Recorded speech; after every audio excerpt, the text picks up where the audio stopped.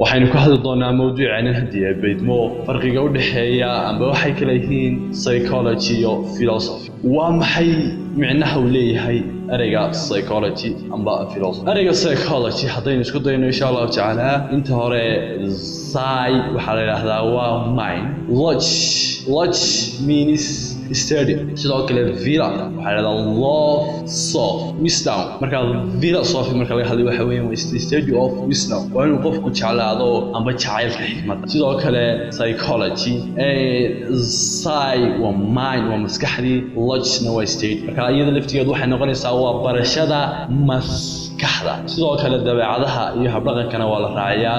psychology iyo philosophy-gu taariikh ahaaneed waxaa ugu horreeyay waxaa la yidhahdaa philosophy-ga ayaa ka da'weyn kana horreeya psychology-ga. sidoo kale culimada qaar ayaa waxay soo tacbiirisaa amba ay soo naqlidaa in psychology-gu asaliyan ka yimid philosophy-ga, laakiin hadda waqti xaadirkan laba kala duwan amba laba fiil oo siday u kala duwan yihiin qaybaha kale baarantiga kale caafimaadku iyaduna way kala duwan. siday u kala duwan yihiin maanta nutrition-ka iyo nursing-tu laba aad farqi weyn u dhexeeyo.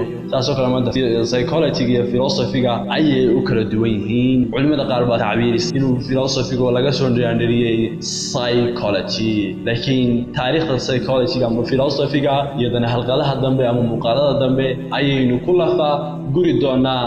aad iyo aad baad mahadsantihiin daawadayaashada aadka u qiimaha badan. intaan ku kulmi doono halqad kale oon heerla fikri doono cilmiga falsafada iyo cilmi nafsiga insha allahu tacaala waynoo kala dambe.